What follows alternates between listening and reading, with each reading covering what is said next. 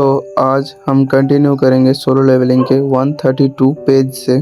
तो इसके शुरुआत में हमें दिखाया जाता है कि जिन्नू को कह रहा था कि जापान में जो गेट आया था वो डंजन ब्रेक हो चुका है, जो कि एक फेलियर हो गया।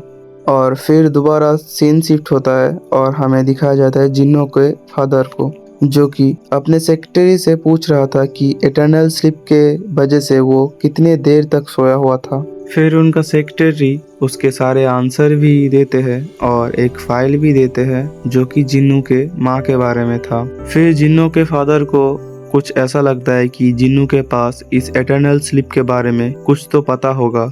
और फिर सीन शिफ्ट हो जाता है जापान की तरफ, जहां हमें दिखाया जाता है वही बैरल मास्टर, जिसे एक बड़े से जायंट मॉन्स्टर ने पकड़ के अपने मुंह के अंदर घुसा लिया है। और फिर जो मिलिट्री टैंक्स आए थे वो भी फायर करने लग जाते हैं उन जायंट्स की तरफ। दिखाया जाता है कि एक हंटर आता है और कहता है कि ये मशीन इन जायंट्स को कुछ नहीं करने वाले, हमें खुद लड़ना होगा एस रैंक हंटर्स को। और फिर वो उन पर हमला कर देना शुरू कर देता है। वो अपनी फुर्ती दिखाते हुए उन पर अटैक कर ही रहा था, पर वो मॉन्स्टर इतने स्पीड में थे कि वो डॉज भी कर रहे थे।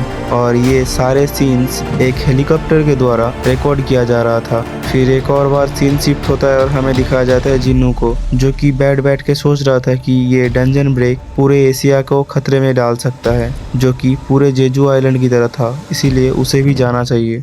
न्यूज़ में जिन्नू ये सब देख ही रहा था कि पीछे से एक आवाज़ आता है कि मत जाओ। फिर हमें दिखाया जाता है वो जिन्नू की बहन थी जो जिन्नू को बता रहा है कि ना जाने को।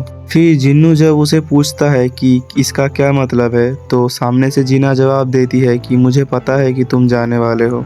फिर जिन्नू अपने चेयर से उठता है और जिन्ना को कहता है कि मैं नहीं जाने वाला, क्योंकि मैंने अभी कुछ ज़्यादा ही काम कर लिया है। फिर हमें दिखाया जाता है कि जिन्नू एक पार्क के अंदर बैठा हुआ है, जहां वो बीरू को बुलाता है और वो बीरू से ये पूछता है कि इन कुछ दिनों में जिन्ना क्या कर रही थी। और बीरू आंसर देता है कि सोने के अलावा कुछ ज़्यादा नहीं। फिर जिन्नू सोचता है कि जिन्ना ज़रूर डर गई होगी, क्योंकि 4 सालों में मेरे पहले बार के अलावा उसने कभी भी मुझे डंजन में जाने के लिए मना नहीं किया।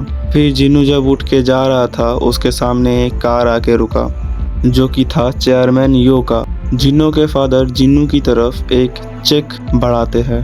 फिर वो जिन्नू को अपने बारे में बताता है और ये भी कहता है कि मैं एक एस रैंक हंटर के सामने ऐसा नहीं करने वाला कि मैं पैसे से कुछ भी खरीद सकता हूँ। फिर जिन्नू सोचने लगता है कि ये इसे चेक क्यों दे रहा है और इसे इधर बुलाया ही क्यों गया है। फिर जिन्नू के फादर जिन्नू को कहता है कि मैं उसी एटर्नल स्लीप से गुजर रहा हूँ जो तुम्हारी माँ को हुआ था। फिर जिन्नू के फादर को कहता है कि क्या जिन्हों को इसके बारे में पता है। सामने से आंसर आता है कि नहीं, उसकी पत्नी, उसके सर्वेंट और उसको अलावा और जिन्नू के अलावा किसी को नहीं पता। फिर सामने से जिन्नू के फादर कहते हैं कि मैं चाहता हूँ कि तुम मुझे सिर्फ सच्चाई बताओ, मैं तुम्हें कोई जोर भी नहीं करूँगा। अगर तुम मुझे बताओगे तो मैं तुम्हारे काइंडनेस को हमेशा याद रखूंगा। और इधर जिन्नू को 2 चॉइस आ जाते हैं। हाँ, वो अगर पैसे को चूज करेगा तो वो जिन्ना के लाइफ को अच्छे से सजा पाएगा और उसके स्टडी को भी सपोर्ट कर पाएगा। तो अब जिन्नू क्या चूज करेगा, पैसा या फिर